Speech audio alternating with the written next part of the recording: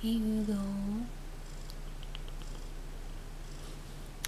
It's April 4th, and I'm spending some quality time with Hugo.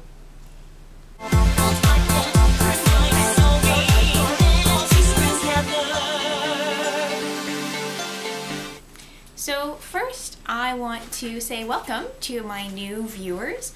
I got a whole bunch of new subscribers in the last couple days, so that's awesome. If you were here from Dr. Holocaust's video, then obviously you already know who I am. If you're here for my other VEDA stuff, I suppose an introduction should be in order. My name's Jen, I go by my Sherry, and I make costumes. I'm a cosplayer. I go to conventions, I do photo shoots, and I make most of my own stuff.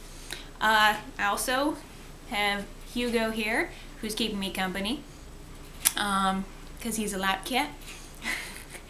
And that's it. We're pretty much going to be talking mostly about costumes and cosplay through the course of my VEDA. That's the plan anyway. I'm also running about a day behind right now because I've had a lot of computer problems. So bear with me, I'm going to try and get caught up over the weekend because I think I have a fix for what's going on. As you may have noticed, I'm wearing ears. That's because I'm doing a Throwback Thursday today. I'm hoping this is going to be a regular feature.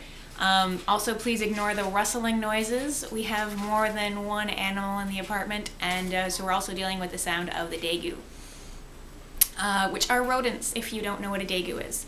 So, obviously, I'm wearing part of my costume that I want to talk about, which is Rabi en Rose. It was the first cosplay I did as far as most people define cosplay. You know, an anime character that I made and I wore to a convention. So I made Rabi en Rose I made it for Halloween 2004, so I wore it to my second Anime North in 2005. And it's based mostly on a kind of hideous sort of 80s Sweet 16 dress I found at Value Village. In fact, pretty much everything that the costume is made out of was from the thrift store. I think I made it out of dress, 2 shirts, and a curtain. Unfortunately, I didn't take a photo of the dress before I sort of ripped it apart and reassembled it, and I kind of wish I did. So you could see just how much of a change I made. Even at the time, I was thinking I should have really taken a photo as soon as I started working on it, but I was too excited to work. I kind of found some photos online of what the basic shape was. This plus had really weird sleeves, had really weird sort of ruffly sleeves. Not the puff like on this one, but the weird just sort of ruffle sitting there, like on that side. And there was so much ruffle in the sleeves that I managed to get all the fabric for the bows on both of the ears and the bow on the tail of the costume, just out of the ruffles from the sleeves. It was ridiculous the amount of fabric that was here. When I wore it at the time, it was not before wigs were readily available in the colors and the styles, but you couldn't get pigtail wigs with the clip-ons like you can now.